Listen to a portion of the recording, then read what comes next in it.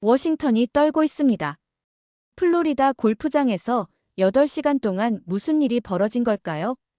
트럼프 대통령과 한국 재벌 총수 5명이 함께한 그날, 백악관은 입을 다물었습니다. 35년간 한미동맹을 분석해온 전직 국무부 관료가 있습니다. 그는 은퇴 후 회고록을 쓰다가 펜을 멈췄습니다.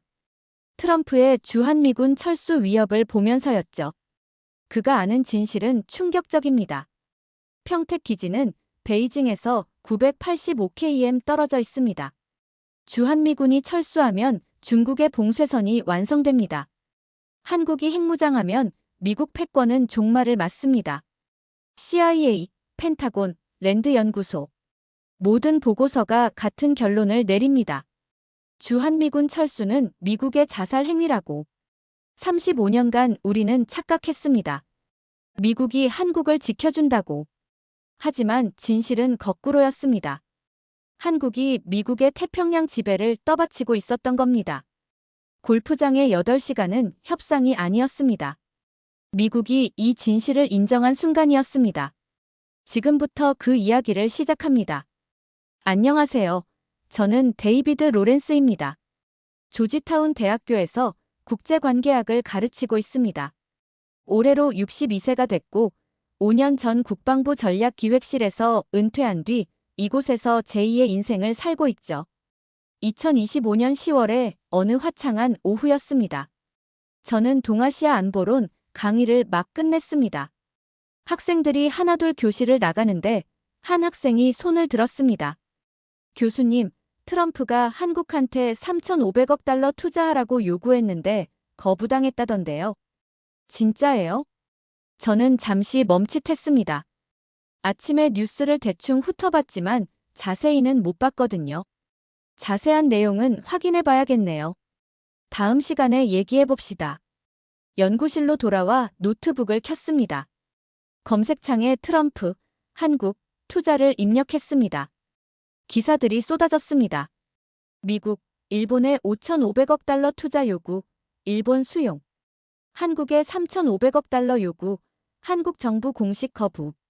한국 경제 전문가 인터뷰가 눈에 띄었습니다. 이건 투자가 아니라 강요입니다. 45일 내 현금 납부, 투자처는 미국이 결정, 수익은 미국이 90% 가져가고 손실은 우리 책임이라니요. 저는 조건을 다시 읽었습니다. 황당했습니다. 이건 정상적인 투자 제안이 아니었습니다. 그런데 더 이상한 건 한국의 반응이었습니다. 거부한 겁니다. 공식적으로 명확하게. 저는 25년 전을 떠올렸습니다. 1998년 한국 외환위기 때 저는 국방부에서 보고서를 작성했었습니다. 제목은 한국의 경제위기가 주한미군에 미치는 영향이었죠. 당시 제 결론은 명확했습니다. 한국은 미국의 도움이 절실합니다. 우리가 300억 달러 통화스와프를 제공하면 한국은 고마워할 것입니다. 실제로 그랬습니다.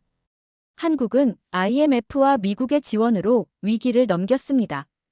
그런데 지금은 달랐습니다. 한국이 거부하고 있었습니다. 3,500억 달러라는 엄청난 압박에도 불구하고요. 저는 더 많은 기사를 찾아봤습니다. 한국의 외환 보유고는 4,200억 달러였습니다. 3,500억을 내면 700억만 남습니다. 1998년 위기 때보다 더 위험한 상황이었습니다. 그럼에도 한국은 거부했습니다. 대신 대안을 제시했습니다. 대출 방식, 점진적 투자, 투자처 공동 결정. 저는 창밖을 바라봤습니다. 캠퍼스에 단풍이 물들고 있었습니다. 25년 전과 뭐가 달라진 걸까요? 한국이 그렇게 자신감을 가진 이유가 뭘까요? 저는 노트를 꺼내 적었습니다. 1998년 한국은 굴복했다. 2025년 한국은 거부했다. 왜? 그날 밤 저는 잠을 이루지 못했습니다. 뭔가 제가 놓치고 있는 게 분명했습니다. 25년간 제가 믿어왔던 무언가가 틀렸을지도 모른다는 불안감이 들었습니다. 다음 날 아침 연구실 문을 여는데 누군가 복도에서 기다리고 있었습니다. 제 박사과정 제자인 에밀리 박이었습니다. 한국계 미국인 3세로 동아시아 군사 전략을 연구하고 있었죠. 교수님, 어제 질문하신 거 관련해서 자료를 좀 찾아봤어요. 그녀가 노트북을 펼쳤습니다. 화면에는 펜타곤 공개 문서가 떠 있었습니다. 제목은 인도- 태평양 전략에서 전진 배치 기지의 중요성이었습니다. 저는 의자에 앉아 화면을 들여다봤습니다. 문서에는 평택 기지를 중심으로 한 지도가 있었습니다. 평택에서 베이징까지의 거리가 표시돼 있었습니다. 985km. 에밀리가 다른 페이지로 넘어갔습니다. 군산 공군기지에 MQ-9 리퍼 무인 정찰기 배치 계획이 나왔습니다. 작전 반경이 1200km였습니다. 지도에 원을 그리니 중국 산동반도 전체가 포함됐습니다. 교수님, 이거 북한 감시용이 아니잖아요. 에밀리가 말했습니다. 북한은 남북으로 1000km도 안 되는데 왜 1200km 반경이 필요해요? 중국 해군 감시하려는 거죠? 저는 고개를 끄덕였습니다. 맞는 말이었습니다. 산동반도에는 중국 북해 함대 기지가 있었습니다. 평택 바로 건너편이었죠. 에밀리가 계속 설명했습니다. 교수님, 제가 역사 자료도 찾아봤어요. 1962년 쿠바 미사일 위기 기억하시죠? 플로리다에서 쿠바까지 150km였잖아요. 미국이 전쟁 직전까지 갔어요. 그런데 지금 중국 입장에서는 어때요? 베이징에서 평택까지 985km. 그것도 미군 기지가 있는데요. 저는 잠시 말문이 막혔습니다. 25년간 국방부에서 일했지만 이런 관점으로 본 적이 없었습니다. 항상 우리 입장에서만 생각했으니까요. 도서관 가서 더 찾아볼까요? 에밀리가 제안했습니다. 저는 당연하다는 듯 고개를 끄덕였습니다. 우리는 도서관 3층 자료실로 향했습니다. 에밀리는 중국 제1도련선 관련 논문들을 찾기 시작했습니다. 저는 미국의 인도- 태평양 전략 문서들을 뒤적였습니다. 2시간쯤 지났을까요? 에밀리가 논문 한 편을 가져왔습니다. CSIS에서 나온 보고서였습니다. 제목은 제1도련선과 한반도의 전략적 가치였습니다. 보고서는 명확했습니다. 일본 열도, 오키나와, 대만, 필리핀으로 이어지는 제1도련선. 이게 중국 봉쇄의 핵심입니다. 그런데 한반도는 이 선 안쪽에 비수처럼 꽂혀 있었습니다. 주한미군이 있으면 제1도련선의 구멍이 뚫립니다. 주한미군이 없으면 중국이 완전히 봉쇄됩니다. 보고서의 결론이었습니다. 저는 그 문장을 다시 읽었습니다. 교수님, 이거 보세요. 에밀리가 다른 페이지를 가리켰습니다. 일본의 군사기지는 필리핀, 괌, 대만 등으로 대체 가능하다. 하지만 한국의 지리적 위치는 대체 불가능하다. 저는 의자에 기대 앉았습니다. 머릿속이 복잡해졌습니다. 25년간 저는 주한미군이 한국을 지켜주는 거라고 믿었습니다. 학생들에게도 그렇게 가르쳤습니다. 하지만 진실은 거꾸로였습니다.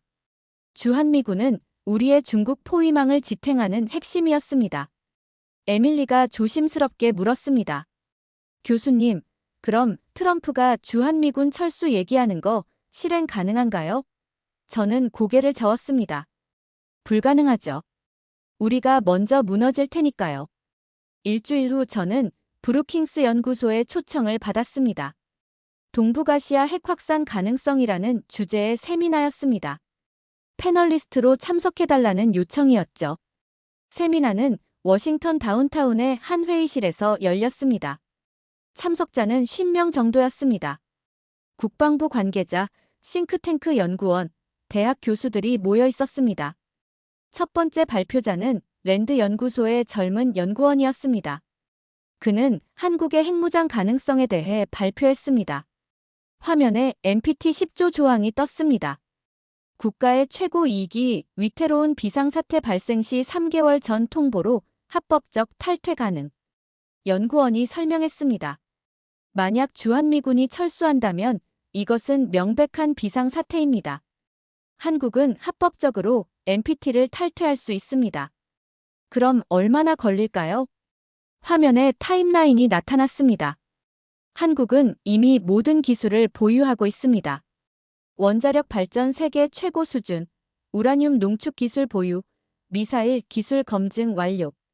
전문가 평가는 6개월에서 1년이면 충분하다는 겁니다. 저는 손을 들었습니다. 주한미군 철수에는 얼마나 걸리나요? 연구원이 답했습니다. 장비 철수, 인원 이동, 기지 정리까지 최소 1년 이상입니다. 그럼 한국이 핵무장을 완료할 시간이 충분하다는 뜻이었습니다. 두 번째 발표자는 일본 전문가였습니다. 그는 더 충격적인 내용을 발표했습니다. 한국이 핵무장을 한다면 일본은 어떻게 할까요? 일본도 핵무장할 것입니다. 선택의 여지가 없습니다. 한국과 북한이 모두 핵을 가진 상황에서 일본만 핵이 없을 수 없으니까요. 그는 계속 말했습니다. 일본은 플루토늄을 45톤 보유하고 있습니다. 핵무기 6,000발을 만들 수 있는 양입니다. 기술도 이미 있습니다. 결정만 하면 됩니다. 그 결정에는 72시간이면 충분합니다. 회의실이 조용해졌습니다. 세 번째 발표자가 대만 상황을 설명했습니다. 대만도 핵무장을 추진할 것입니다. 중국의 위협 속에서 미국의 안보 공약이 약화된 상황이라면 독자적 억지력을 추구할 수밖에 없습니다. 발표가 끝나고 토론 시간이 시작됐습니다. 한 국방부 관계자가 질문했습니다. 그럼 동아시아는 어떻게 됩니까?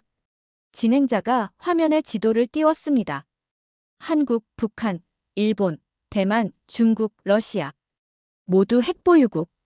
이것이 미국 패권의 종말입니다. 미국의 핵우산이 의미를 잃습니다. 동맹국들은 더 이상 미국에 의존하지 않습니다.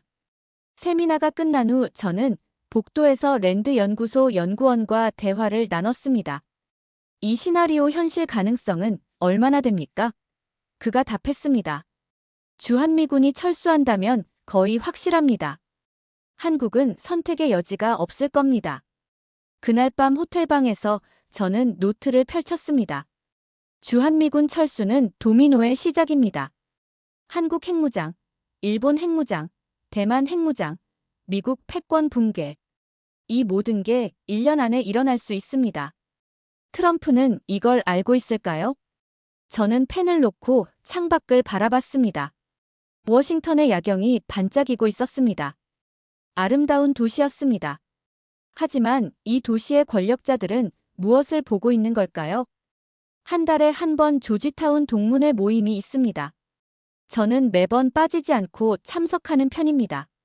11월 첫째 주 금요일, 워싱턴의 한 레스토랑에서 모임이 열렸습니다.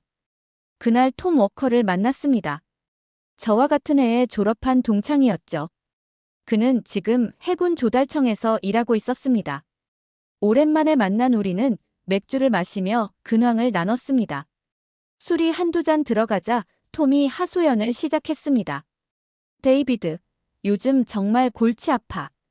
함정 수리 문제 때문에 잠을 못 자. 저는 궁금해서 물었습니다. 무슨 문제인데요? 톰이 한숨을 쉬었습니다. 우리 함정 절반이 제대로 작동 안 해. 수리가 필요한데 미국 조선소로는 감당이 안 돼. 그래서 어떻게 하는데요? 한국 조선소에 보내지. 부산이나 거제로.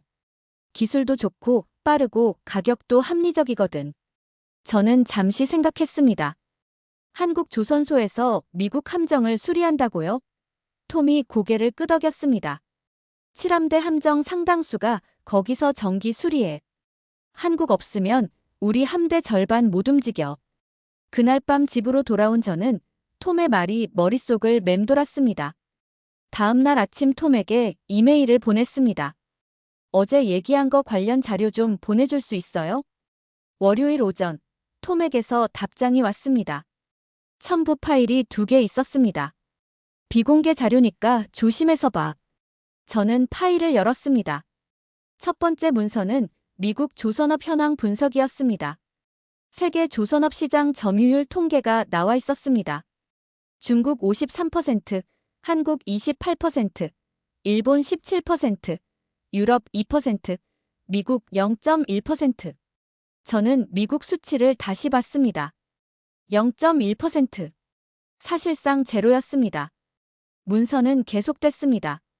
미국은 더 이상 상업용 선박을 만들지 못합니다. 군함만 겨우 만들고 있습니다. 그나마도 건조기간이 한국의 2배 이상 걸립니다. 두 번째 문서는 더 충격적이었습니다. 해군 함정 운용의 기본 원칙. 한 척은 작전 중, 한 척은 휴식 및 훈련 중, 한 척은 수리 중.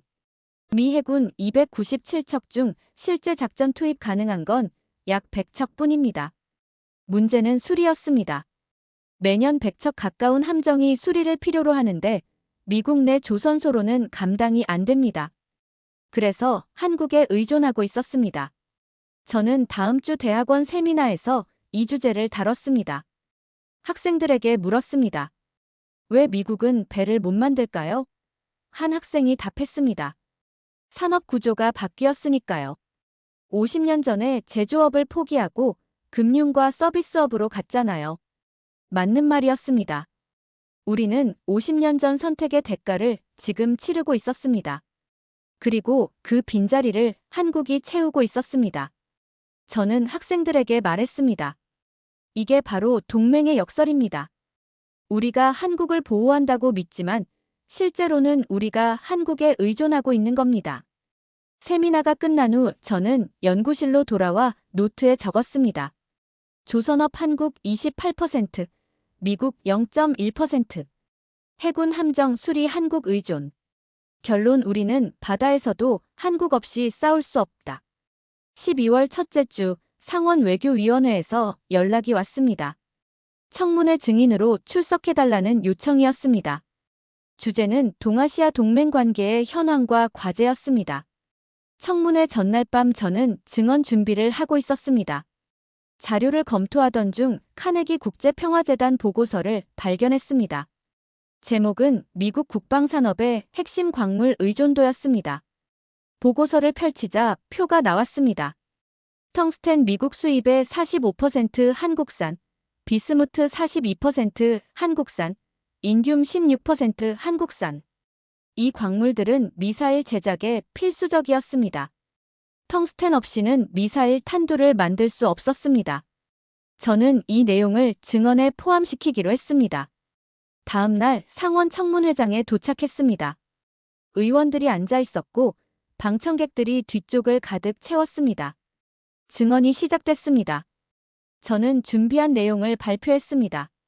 한국의 전략적 가치, 평택 기지의 중요성, 조선업 의존도, 그리고 핵심 광물 문제까지. 공화당 소속 테드 크루즈 의원이 질문했습니다.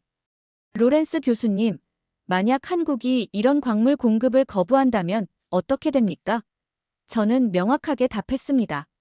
미사일 생산이 3개월 내 중단됩니다. 현재 재고로 버티는 게 한계입니다. 민주당 소속 의원이 다시 물었습니다. 그럼 트럼프 대통령이 한국에 압박을 가하는 게 현명한 전략입니까? 저는 잠시 망설였습니다. 하지만 솔직하게 답했습니다. 아닙니다. 오히려 우리가 약자입니다. 회의장이 술렁였습니다. 의원이 다시 물었습니다. 약자라는 게 무슨 뜻입니까? 저는 설명했습니다. 우리는 한국의 반도체, 배터리, 조선업, 핵심 광물에 의존하고 있습니다. 한국은 우리의 군사력 유지에 필수적입니다. 반면 우리가 한국에 제공하는 건 안보 공약인데 그것조차 불확실해 보입니다. 청문회가 끝난 후 CNN에서 인터뷰 요청이 들어왔습니다. 저는 카메라 앞에 앉았습니다. 앵커가 물었습니다. 교수님 증언이 논란이 되고 있습니다. 정말 한국이 우리보다 우위에 있다고 보십니까? 저는 답했습니다. 우위라기보다는 상호 의존입니다. 하지만 의존도를 따지면 우리가 한국을 더 필요로 합니다. 한국은 우리의 생명선입니다. 이건 과장이 아니라 팩트입니다. 그날 저녁 백악관에서 반박 성명이 나왔습니다. 일부 전문가의 과장된 주장일 뿐이다. 한미동맹은 여전히 미국 주도로 운영되고 있다. 저는 그 성명을 읽으며 씁쓸하게 웃었습니다. 다음 날 대학 연구실로 출근하니 이메일이 수백 통 와 있었습니다. 지지하는 내용도 있었고 비난하는 내용도 있었습니다. 한 이메일이 눈에 띄었습니다. 국가안보회의에서 온 거였습니다. 자문회의에 참석해달라는 내용이었습니다. 일주일 후 저는 시카고로 향했습니다. 국제전략학회 연례 컨퍼런스가 열리는 곳이었습니다. 저는 주요 발표자로 초청받았습니다. 발표 제목은 동맹관계의 역설, 누가 누구를 보호하는가였습니다. 컨퍼런스 첫날 오후 제 발표 순서가 왔습니다. 강당에는 300명 가까운 학자들과 정책 전문가들이 앉아 있었습니다. 저는 단상에 올라 프레젠테이션을 시작했습니다. 첫 번째 슬라이드는 숫자들이었습니다. 한국산 반도체 미국 수입의 67%, 배터리 34%, 텅스텐 45%, 비스무트 42%, 조선업 세계 점유율 28%. 저는 천천히 설명했습니다. 이 숫자들이 의미하는 건 명확합니다. 미국의 국방산업과 첨단 제조업이 한국에 의존하고 있다는 겁니다. 두 번째 슬라이드는 평택 기지 지도였습니다. 베이징까지 985km. 제1도련선의 핵심 거점. 주한미군 철수는 중국 봉쇄망 붕괴를 의미합니다. 세 번째 슬라이드는 핵무장 시나리오였습니다. 한국 핵무장 6개월에서 1년, 일본 72시간 내 결정, 대만 추진 가능성. 이것이 도미노의 시작입니다. 발표를 마치자 질문이 쏟아졌습니다. 한 교수가 손을 들었습니다. 로렌스 교수님, 그럼 왜 트럼프 대통령은 한국에 압박을 가합니까? 저는 솔직하게 답했습니다. 오판입니다. 25년 전 데이터로 판단하고 있는 겁니다. 1998년 외환위기 때 한국은 우리 도움이 필요했습니다. 하지만 지금은 다릅니다. 또 다른 학자가 물었습니다. 그럼 해법은 뭡니까? 저는 잠시 생각했습니다. 상호 존중입니다. 우리가 한국을 동등한 파트너로 대해야 합니다. 일방적 요구가 아니라 협력적 관계로 전환해야 합니다. 발표가 끝난 후 복도에서 언론 인터뷰가 이어졌습니다. 워싱턴 포스트, 뉴욕타임스, 블룸버그 기자들이 몰려들었습니다. 같은 질문이 반복됐습니다. 정말 미국이 약자입니까? 저는 같은 답을 반복했습니다. 약자라기보다 상호 의존 관계입니다. 다만 우리가 생각하는 것보다 한국의 전략적 가치가 훨씬 큽니다. 그날 저녁 호텔방에서 뉴스를 봤습니다. 제 발표가 헤드라인에 올라 있었습니다. 전직 국방부 관료, 한미동맹 재평가 주장. 백악관은 또다시 반박 성명을 냈습니다. 다음 날 아침 이메일을 확인했습니다. 국가안보회의에서 다시 연락이 왔습니다. 긴급 자문회에 참석 요청이었습니다. 날짜는 12월 15일, 일주일 후였습니다. 저는 답장을 보냈습니다. 참석하겠습니다. 비행기로 워싱턴으로 돌아오는 내내 저는 생각했습니다. 제 발표가 파장을 일으키고 있었습니다. 하지만 이건 누군가는 말해야 할 진실이었습니다. 12월 15일 오전 10시, 저는 백악관 서관에 도착했습니다. 국가안보회의 긴급 자문회의였습니다. 입구에서 신원 확인을 마치고 회의실로 안내받았습니다. 회의실에는 이미 여러 사람이 앉아 있었습니다. 국방장관, CIA 국장, 합참의장, 그리고 NSC 보좌관들이었습니다. 저는 가장 끝자리에 앉았습니다. 회의가 시작됐습니다. NSC 보좌관이 말했습니다. 로렌스 교수님의 최근 발언들이 논란이 되고 있습니다. 오늘은 그 내용을 검증하고 정책 방향을 논의하기 위해 모였습니다. 랜드 연구소 연구원이 먼저 발표했습니다. 화면에 시뮬레이션 결과가 나타났습니다. 주한미군 철수 시나리오였습니다. 1단계 트럼프 철수 발표, 2단계 한국 NPT 탈퇴 선언, 3단계 국제사회 규탄하지만 법적 문제 없음, 4단계 한국 핵무장 6개월 완료. 그는 계속 설명했습니다. 5단계 일본 긴급 국회 소집, 6단계 일본 핵무장 결정 72시간, 7단계 대만 핵무장 추진, 8단계 미국 패권 종료. 타임라인은 총 1년이었습니다. 국방장관이 물었습니다. 이 시나리오를 막을 방법은 없습니까? 연구원이 답했습니다. 주한미군을 유지하고 안보 공약을 확실히 하는 것뿐입니다. CIA 국장이 보고서를 꺼냈습니다. 한국 핵무장 능력 평가였습니다. 원자력 기술 세계 최고, 우라늄 농축 기술 보유, 미사일 기술 검증 완료. 그가 말했습니다. 한국이 결정하면 우리가 막을 방법이 없습니다. 군사적 옵션은 불가능하고 경제 제재는 효과가 제한적입니다. 합참의장이 지도를 펼쳤습니다. 평택 기지를 중심으로 한 작전 반경이 표시돼 있었습니다. 베이징 985km, 상하이 850km. 그가 설명했습니다. 평택 없이는 인도태평양 전략이 불가능합니다. 일본 기지만으로는 중국을 견제할 수 없습니다. 모든 발표가 끝났습니다. NSC 보좌관이 저를 바라봤습니다. 로렌스 교수님, 의견을 말씀해 주시죠. 저는 천천히 입을 열었습니다. 제가 25년간 국방부에서 일하면서 배운 건 동맹은 힘의 우위에서 나온다는 거였습니다. 하지만 지금은 다릅니다. 우리는 한국의 반도체, 배터리, 조선업, 핵심 광물에 의존합니다. 평택 기지는 우리의 전략적 생명선입니다. 한국이 핵무장을 결정하면 우리 패권은 끝입니다. 솔직히 말씀드리면 우리는 한국을 협박할 위치가 아닙니다. 회의실이 조용해졌습니다. 국방장관이 한숨을 쉬었습니다. 그럼 우리가 할 수 있는 건 뭡니까? 저는 답했습니다. 3,500억 달러 요구를 철회하고 상호 존중에 기반한 협력을 제안하는 겁니다. 회의가 끝난 후 복도에서 NSC 보좌관이 다가왔습니다. 교수님 말씀이 맞습니다. 하지만 대통령은 들으려 하지 않을 겁니다. 저는 고개를 끄덕였습니다. 그럼 누군가 현실을 보여줘야겠죠. 백악관을 나서며 저는 하늘을 올려다봤습니다. 겨울 하늘이 맑았습니다. 하지만 워싱턴의 미래는 불투명했습니다.